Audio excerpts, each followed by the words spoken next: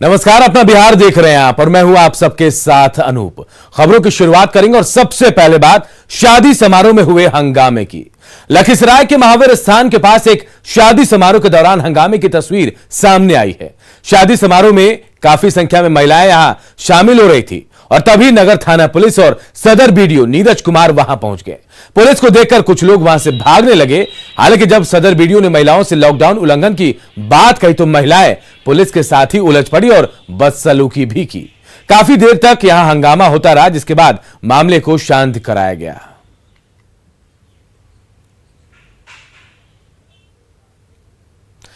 और लखीसराय से राकेश हमारे सहयोगी इस खबर पर हमारे साथ जुड़े हैं। राकेश, लॉकडाउन के दौरान इतनी भीड़ यहां पहुंच गई और लोग देखिए कैसे लापरवाही बरत रहे हैं। महिलाएं बदसलूकी कर रही थी, क्या कार्रवाई की गई है? जी बिल्कुल, देखिए पहले तो नगर थाना पुलिस यह पहचान में जुटी है कि आखिर इतनी जो काफी संख्या में महिलाएं थी वो किस घर से थी और पहचान कर उसके बाद मैंने सदर बीडीओ से नीरज कुमार से भी मैंने बात की तो उनका कहना था कि पहचान कर उनके ऊपर मामला दर्ज किया जाएगा। और सबसे बड़ी बात आपको बता दें अनूप की लखीसराय की अगर बात करें तो लगातार यहाँ कोरोना पॉजिटिव मरीजों की संख्या हर दिन बढ़ती जा रही है, मौत के आंकड़ा भी बढ़ती जा रही है और जिला प्रशासन जो है सख्त आदेश जारी कर रखा है कि शादी ब्याह में काफी संख्या में लोग ना जुटे। बावजूद इसके इतनी बड़ी लापरवाही, मुख्य सड़क पे ये जो आप तस्वीरें देख रहे हैं इसमें काफी संख्या महिलाएं हैं बैंड बाजा के साथ बिना कोई परमिशन के या दिन में लॉकडाउन की एक तरह से मानी जाए तो पूरी तरह धज्जी उड़ाते ये लोग नजर आ रहे हैं। जी बिल्कुल, लखीसराय की तस्वीरें हम अपने दर्शकों को दिखा रहे हैं जहां शादी समारोह में हंगामा हुआ है। शादी में भीड़ ज्यादा थी और सूचना मिलने पर पुलिस और बीडीओ भी वहां पहुंचे और जब लोगों को समझाया जा रहा था तो महिलाएं बीडीओ से ही उलझ गई और अब पुलिस जो है कार्रवाई की बात कह रही है। पटना के पालीगंज अनुमंडल अस्पताल में मरीज की मौत के बाद जमकर हंगामा हुआ। परिजनों ने नर्स पर गलत इंजेक्शन देने का आरोप लगाया। हंगामा होता देख अस्पताल में तैनात डॉक्टर और कर्मी वहां से भाग निकले। गुस्साए परिजनों ने वार्ड में लगे ऑक्सीजन कंसंट्रेटर को जमीन पर पटक दिया। हंगामे के बाद अस्पताल में इमरजेंसी में भी काम काफी देर तक ठप रहा। बाद में पुलिस के समझाने के बाद पूरा मामला शांत हुआ। बताया जा रहा है कि पुरानी सराय निवासी 62 साल की महिला चांदो खातून को गंभीर हालत में अस्पताल लाया गया था, जिसके बाद उनकी स्थिति बिगड़ती गई और बाद में मौत हो गई।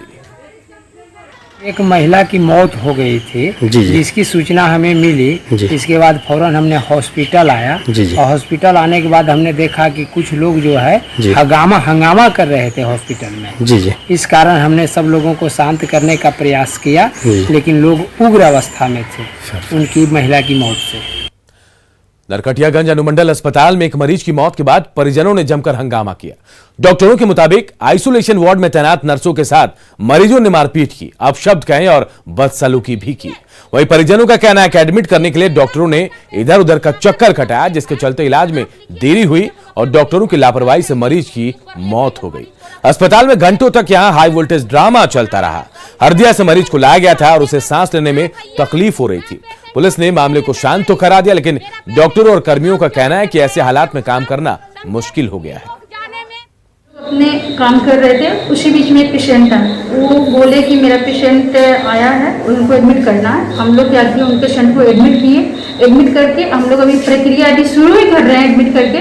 तब तक वो लोग क्या किया, पूरा गाली गलौज करने लगा लोग। पूरा फीमेल मेल पूरे अटेंडेंट अंदर आ गए, पूरा चप्पल चला के मारा है लोग, गाली गलौज किया, बहुत भद्दा गाली चलाए लोग, ठीक है, और मारपीट बहुत ज्यादा किया है लोग। गोपालगंज में कोरोना काल में एक झोला छाप डॉक्टर मरीजों से इलाज के नाम पर वसूली कर रहा है। ऑक्सीजन के लिए डॉक्टर 150 रुपए प्रति मिनट की दर से 9,000 रुपए प्रति घंटा ले रहा है। मरीज के परिजन और डॉक्टर में बातचीत का ऑडियो भी वायरल हुआ है। बताया जा रहा है कि वायरल ऑडियो भोरे के झोला छाप डॉक्टर दिनेश कुमार की है। कितना पैसा भेजवा दी? अभी जैसे ऑक्सीजन का 9,000 हुआ है, ठीक है ना? मेरे वो डॉक्टर साहब बोलते हैं ना? हाँ, डॉक्टर साहब बोलते हैं। हाँ, तो कौन कितना ऑक्सीजन को भेजवा दी? और देखिए प्रेजेंट में ऑक्सीजन का भी बहुत ज्यादा जरूरी है इनको, ठीक है ना? ये लोग ऑक्सीजन 1 घंटा चलवा के बंद करा दिए हैं। हाँ, तो कितना ठीक है, तो कम से कम ऑक्सीजन का आप कम से कम 20,000 22,000 रुपया भेजवा दीजिए, ठीक है? ऑक्सीजन चढ़ेगा तो पैसा लगबे करेगा, ठीक है? 9,000 का ऑक्सीजन चढ़ चुका है। कितना अगर लोग 150 रुपया घंटा, 150 रुपया मिनट 150 रुपया मिनट। हम लिख के भेज दे रहे हैं, आप देखते रहिए, ठीक है। हम बतलाइए, लिखते हैं अभी। मोरोपेनम, मोरोपेनम, हाँ 1600 दाम है उसका। 1600? हाँ 1600 उसका प्राइस है। सुई का? हाँ सुई का। में सीओ को थोड़ा फोन करते हैं, ठीक है। 150 रुपया ऑक्सीजन कहाँ पर है, हमें फोन। आप पीएम के पास कॉल करो या सीओ के पास कॉल करो, ज्यादा बकवास मत करो, ठीक है ना। ठीक है, ठीक है। पकड़ो मोबाइल। हाँ हेलो। और मुकेश हमारे सहयोगी इस खबर पर हमारे साथ फोन लाइन पे जुड़े हैं। हैरानी होती है मुकेश, देखिए ऑक्सीजन के लिए प्रति मिनट चार्ज किया जा रहा है और देखिए कितनी हिमाकत, कह भी रहे हैं कि डीएम को करो चाहे सीए को करो, कोई डर नहीं है। क्या कार्रवाई की गई? देखिए मैं बता दूं कि पूरा मामला भोरे का है और यहाँ पर डॉक्टर दिनेश कुमार हैं, जिनको आरोप लगा है कि वे कोविड जो मरीज हैं, मरीजों का इलाज करने के दौरान 150 रुपए प्रति मिनट का वो चार्ज कर रहे हैं, यानी कि 9 रुपए प्रति घंटे का। और उन्हें डॉक्टर ने साफ कहा है कि उन्हें 25,000 रुपया कम से कम जमा कर दीजिए ऑक्सीजन के लिए केवल, जो है बाकी दवाओं का चार्ज अलग से है। इस मामले में डीएम लखनऊ चौधरी ने गंभीरता से लिया है। उन्होंने पूरे मामले को जांच के लिए जो भोरे की जो रेफर प्रभारी है उनको जांच का आदेश दिया गया है और जांच करे वो रिपोर्ट करेंगे और रिपोर्ट करने के बाद कार्रवाई की जाएगी। अनूप, बिल्कुल हैरानी होती है। गोपालगंज में झोला डॉक्टर जो है झोला छाप, उसकी करतूत सामने आई है और ऑक्सीजन के लिए कैसे पैसे की मारामारी कर रहे हैं, ये इस ऑडियो से जाहिर हुआ है। बहुत बहुत शुक्रिया आपका। लॉकडाउन के दौरान सुबह 11 बजे तक छूट है, लेकिन कुछ लोग इन नियमों को बेधड़क तोड़ रहे हैं। सिवान में प्रशासन ऐसे लोगों पर लगाम लगाने के लिए एक्शन में है। बिना अनुमति खुली दुकानों को सील किया जा रहा है, तो वहीं सड़क पर भी चेकिंग अभियान चलाया जा रहा है। बिना अनुमति सड़क पर निकलने वालों से पूछताछ की जा रही है और साथ ही उन पर जुर्माना भी लगाया जा रहा है। तो दो तस्वीरें सिवान की हम आपको दिखा रहे हैं, दुकानों को जहां सील किया जा रहा है, जो देर तक खुली रह रही उन दुकानों को, तो इस सड़क पर भी सख्ती बरती जा रही है पुलिस प्रशासन की तरफ से। जो तफरी करने बेवजह निकल रहे हैं सड़कों पर, उन्हें रोका जा रहा है, पूछताछ की जा रही है और अगर बेवजह वो निकल रहे हैं तो उनसे जुर्माना भी वसूला जा रहा है, दुकानों को सील भी किया जा रहा है।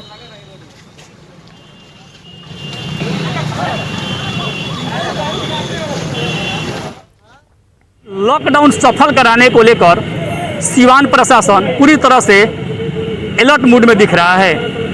11 बजते ही जो शहर के अधिकारी हैं, पुलिस फोर्स है, वो तमाम तरह की व्यवस्थाएं देख सकते हैं आप। और ये इस समय गोपालगंज मोड़ है, बैरिकेडिंग कर दी गई है, यानी अननेसेसरी जो 4 व्हीलर्स है वो यहाँ नहीं है। आप देख सकते हैं तमाम जो एसडीएम फोर्स पूरी तरह से यहाँ पे मुस्तैद है। हर एक आने जाने लोगों की तलाशी ली जा रही है, जांच किया जा रहा है कि आखिर वो कहाँ आ रहे हैं, क्यों आ रहे हैं, यानी जो कोरोना बढ़ रहे, कोरोना संक्रमण बढ़ रहे, उसका एक चेन ब्रेक हो, इसके लिए सिवान प्रशासन लगातार लोगों से अपील कर रही है कि वो लोग 11 बजे के बाद अननेसेसरी घर से बाहर नहीं निकले। मृत्युंजय कुमार सिंह, न्यूज़ 18 सिवान। ग्रामीण इलाकों में कोरोना संक्रमण बढ़ने के साथ लोगों को सतर्क रहने की जरूरत है, लेकिन लोग हैं कि लापरवाही छोड़ते ही नहीं। पटना से सटे कुर्थौल बाजार में समय खत्म होने के बाद भी लोग नियमों की धज्जियां उड़ा रहे हैं। 11:30 बजे तक यहां दुकानें खुली रही तो दुकानों में ग्राहक भी मौजूद थे, जिसके बाद पुलिस को एक्शन लेना पड़ा। पारस थाना की पुलिस बाजार पहुंची और जबरन दुकानों को बंद कराया। लोग यहां अलग अलग तरीके से बहाने भी बनाते नजर आए। पटना से सटे कुर्थौल बाजार की तस्वीर हम दिखा रहे हैं। दिन के 11:30 बज रहे हैं और यहाँ देखिए आम दिनों जैसा माहौल, लोगों की भीड़।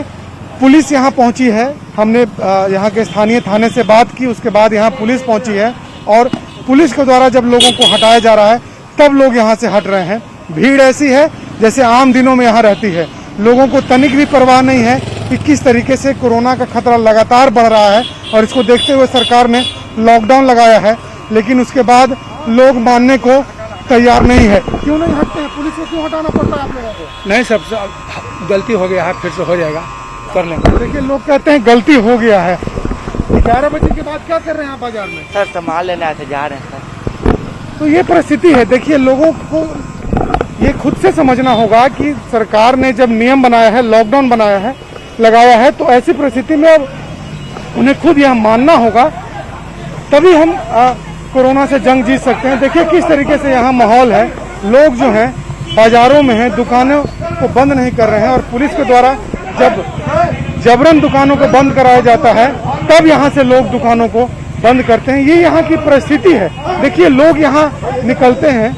आप 11 बजे के बाद सड़क पर निकली हैं, इस वक्त नहीं होना चाहिए सड़क पर। आप सर मैं बैंक के लिए गई हूँ कुछ काम से, जीविका बैंक है जो मास्क के लिए बनाया जा रहा है, मैं उसी के लिए गई हूँ बैंक। बच्चे को लेकर के आप निकली हैं इस महामारी में। देखिए यहाँ पर जो परिस्थिति है, लोगों के पास अलग अलग दलीलें भी हैं। लोग बहाना करते हैं, वो काम से निकले हैं, बैंक गए हैं, लेकिन ऐसी परिस्थिति में साफ तौर पर कहा जा सकता है कि सीधे हमें सरकार और पुलिस के भरोसे नहीं रहना है, हमें खुद से पहल करनी होगी यदि हमें कोरोना से जंग जीतना है तो।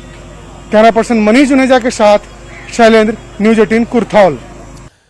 कोरोना को कंट्रोल करने के लिए लॉकडाउन लगाया गया है, लेकिन सुबह 7 से 11 बजे के बीच जरूरत के सामान के लिए छूट भी दी गई। इस छूट के दौरान बाजारों में भारी भीड़ भी जुट रही है। हम जो आपको तस्वीरें दिखा रहे हैं वो अररिया की है। चांदनी चौक स्थित सब्जी पट्टी में आज सुबह भारी भीड़ जुटी। लोगों की ये लापरवाही भारी भी पड़ सकती है। न्यूज 18 तमाम दर्शकों से अपील भी करता है कि वो बिना वजह घर से बाहर ना निकले और कोविड प्रोटोकॉल का पालन जरूर करें।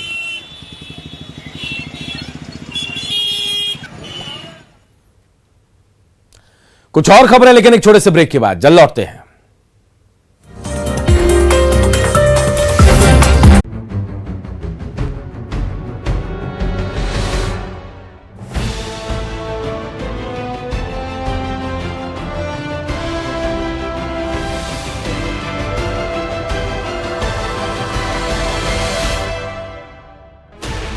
Sixteen channels, 15 languages, 26 states, 1200 plus reporters, 66.9 crore viewers. India's largest news network, News 18 Network.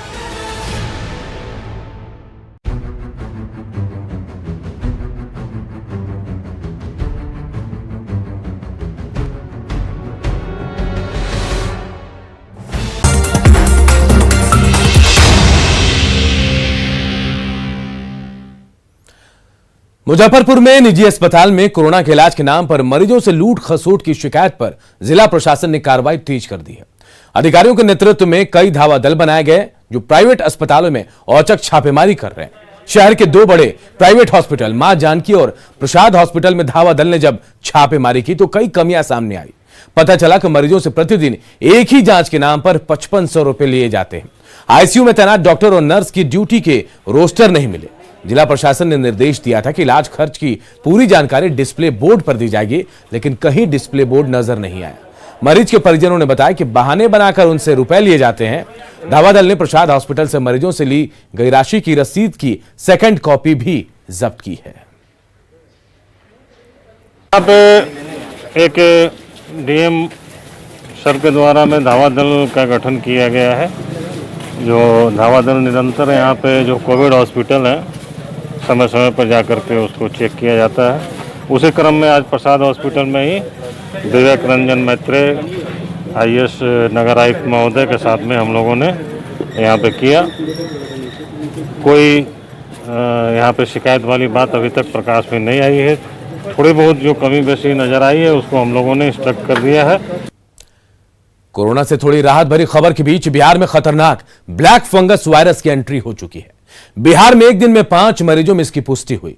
AIIMS में 4 मरीजों में इसकी पुष्टि हुई तो वहीं IGIMS में 1 मरीज में संक्रमण की पुष्टि हुई। डॉक्टरों की टीम इलाज में जुट गई है।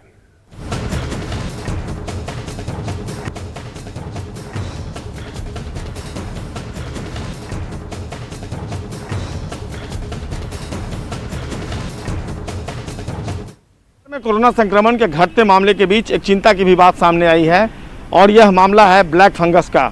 राजधानी पटना की अगर बात कर लें तो यहाँ के 2 हॉस्पिटल्स में ब्लैक फंगस के कुल 5 मरीज मिले हैं। 3 मरीज इस एम्स हॉस्पिटल में मिले हैं जबकि 1 मरीज IGIMS में मिला है। ये सभी इलाज कराने पहुँचे हैं। एम्स में पहुँचे मरीजों की नाक की हड्डी गल गई थी जबकि IGIMS में मरीज के आँखों के पास फंगस पाया गया है। सभी का इलाज तो फिलहाल चल रहा है, लेकिन इसमें एम्स का जो 1 मरीज है वो महाराष्ट्र के नागपुर चला गया है। ये जो बीमारी है ये कोरोना के स्वस्थ होने के बाद यानी पोस्ट कोविड मरीज में होती है।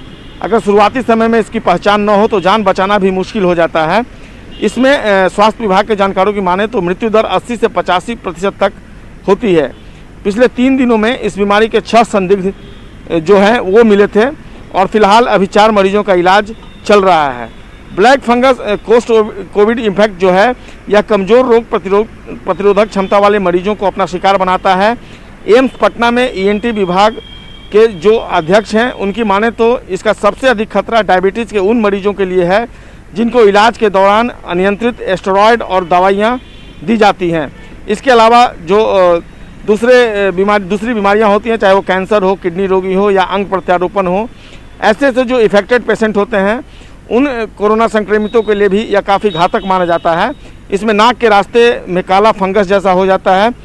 पहले चरण में यह नाक के भीतरी हिस्सों में पहुंचकर नाक और जबड़े की हड्डी को गला देता है, जबकि दूसरे चरण में आँख के आसपास के कोशिकाओं और मांसपेशियों को गलाता है।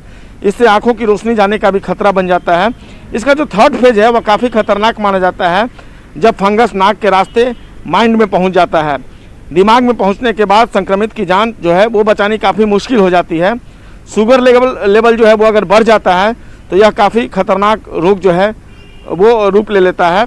नाक में दर्द, सूजन, खून का आना, नाक बंद होना, दांत या जबड़े में दर्द हो जाना, दांत गिरने लगना या फिर आँखों से धुंधला अगर दिखने लगे और आँखों में दर्द होने के अलावा सीने में दर्द, बुखार, खून की उल्टी और तेज़ सिर दर्द हो, तो ऐसे लोगों में माना जाना चाहिए कि ये ब्लैक फंगस का लक्षण है। तो इस तरह के अगर प्रारंभिक दौर में अगर इस बीमारी का पता चल जाए और लोग समय रहते अगर हॉस्पिटल पहुंच जाएं, उनका इलाज शुरू हो जाए तो उनकी जान बचाई जा सकती है।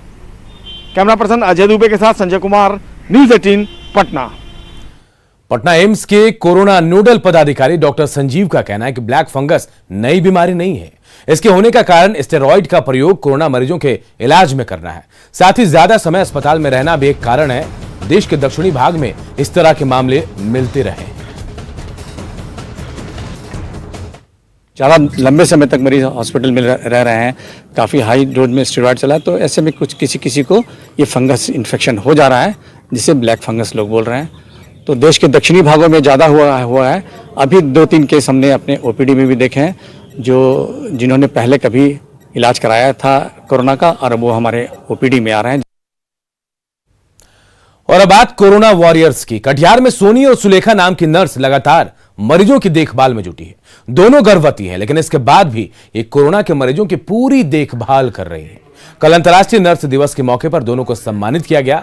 इन दोनों के हौसले की खबर को हमने पहले भी दिखाया था।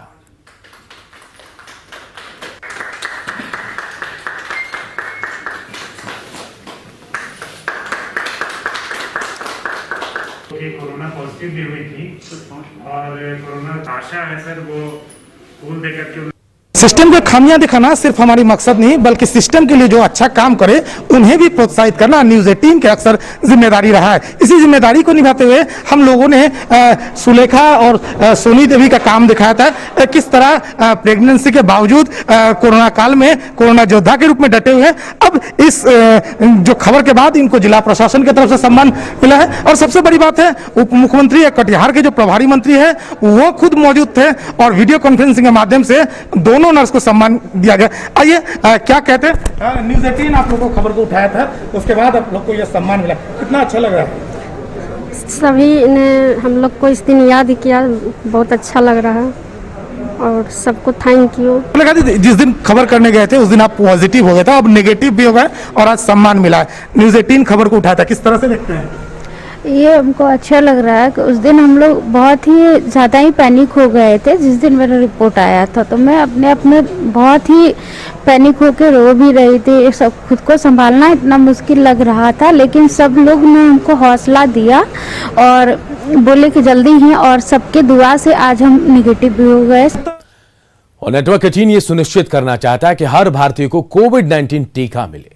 टीकाकरण जागरूकता बढ़ाने के लिए नेटवर्क 18 और फेडरल बैंक की पहल संजीवनी शॉर्ट ऑफ लाइफ को सपोर्ट करें। हेल्थ एक्सपर्ट अपोलो 24 घंटे सातों पहर आपके साथ है।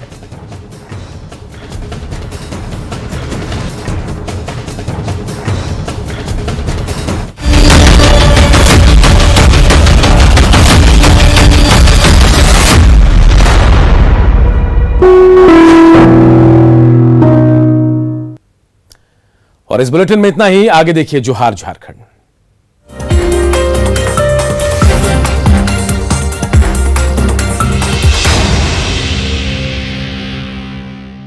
Diabetes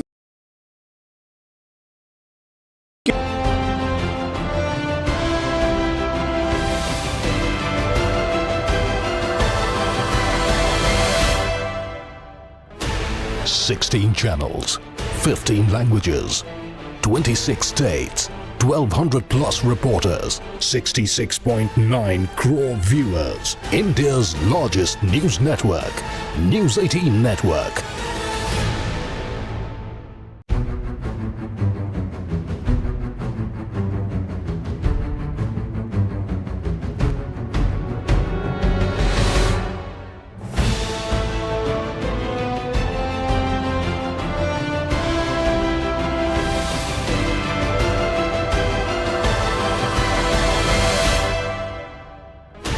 ...16 channels, 15 languages, 26 states, 1,200 plus reporters, 66.9 crore viewers. India's largest news network, News 18 Network.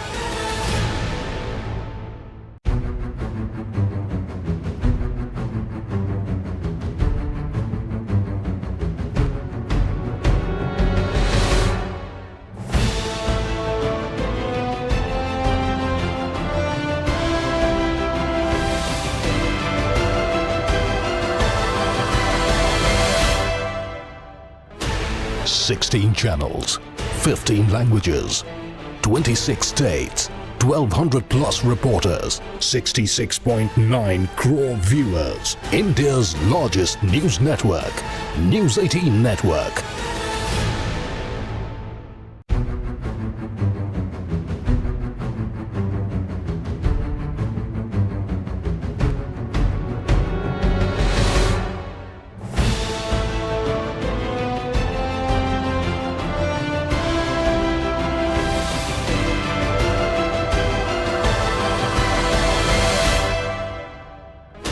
...16 channels, 15 languages, 26 states, 1,200 plus reporters, 66.9 crore viewers. India's largest news network, News 18 Network.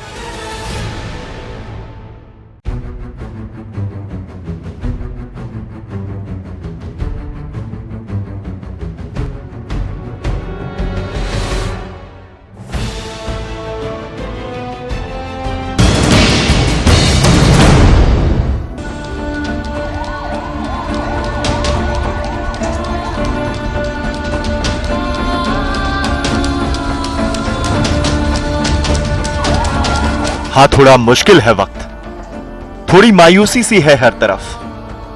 बीमारी से है बचना, बीमारी से लड़ना, खुद की हिफाजत भी और अपनों की जिंदगी के लिए थोड़ी जद्दोजहद भी।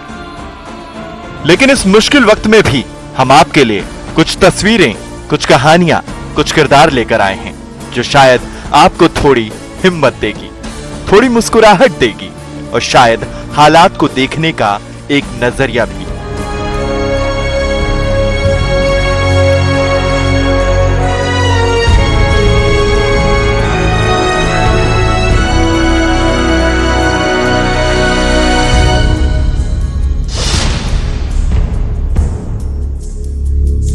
वाराणसी का राजकीय जिला महिला चिकित्सालय अस्पताल में वैक्सीन का काम तेजी से चल रहा है, लेकिन वैक्सीन लगवाने वाले हर शख्स की निगाह इस बच्ची पर जरूर जाती है कि आखिर हाथ में मोबाइल और कॉपी किताबों से भरा बस्ता लिए ये बच्ची यहाँ क्यों है और क्या कर रही है। बच्ची का नाम है सिद्धि, कक्षा 3 में पढ़ती है और यहाँ इसलिए है क्योंकि उसकी मां इस वक्त देश के खातिर अपना फर्ज निभा रही है। किरण गुप्ता अस्पताल में स्टाफ नर्स हैं, वैक्सीन की ड्यूटी पर हैं, घर में बच्ची को संभालना है और वाराणसी की जनता को वैक्सीन भी लगानी है। इसलिए किरण गुप्ता ने परिवार और देश दोनों को चुना। किरण दिन भर अस्पताल में ड्यूटी करती हैं और सीधी अस्पताल से ही स्कूल की ऑनलाइन क्लास। मुश्किल का दौर तो चल ही रहा है, लेकिन इस समय ऑनलाइन क्लासेस चल रही है जो टाइमिंग भी सूट नहीं करता है ड्यूटी के हिसाब से, लेकिन इसीलिए उसको अपने साथ लेके आते हैं। ऊपर वाला ना करे, मगर फिर भी किसी को जरूरत पड़ी तो हरियाणा में ये बसें अब जिंदगी बचाने के लिए सड़कों पर दौड़ती नजर आएंगी।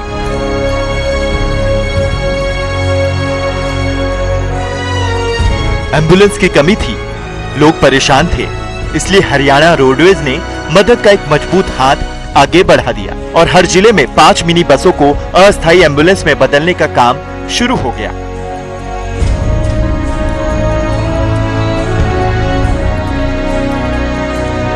बसों में वो सब कुछ होगा जो जिंदगी बचाने के लिए जरूरी है। 4 बेड हैं, ऑक्सीजन सिलेंडर हैं, पीपीई किट हैं, दवाएं हैं और मास्क भी। हरियाणा में कुल 110 बसों को एम्बुलेंस में बदलने का काम लगभग पूरा हो चुका है। जो चालक रहेंगे, ड्राइवर्स रहेंगे, वो हमारे डिपार्टमेंट के ही रहेंगे, बट वो जो डॉक्टर की डायरेक्शंस होंगी, जहाँ जहाँ इनको पेशेंट लेके जाने या जहाँ भी इनको जरूरत पड़ेगी, तो ड्राइवर्स उनके डायरेक्शंस को फॉलो करेंगे और वहाँ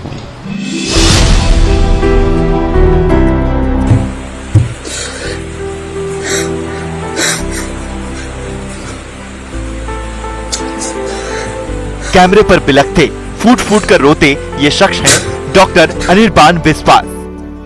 ये कोई मदद नहीं मांग रहे हैं, बल्कि डॉक्टर साहब हर रोज सोशल मीडिया पर वीडियो संदेश देकर लोगों को जागरूक करते हैं, जरूरतमंदों को मुफ्त में इलाज बताते हैं। लेकिन इस बार लोगों की परेशानी उनसे सुनी नहीं गई। सोशल मीडिया पर जनता को सलाह देते देते वो खुद रो पड़े।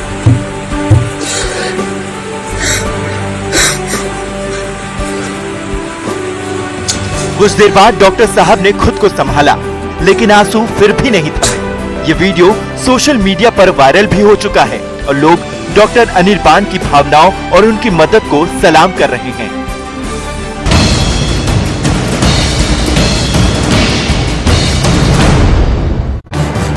इस न्यूज के सह प्रायोजक रोग प्रतिरोध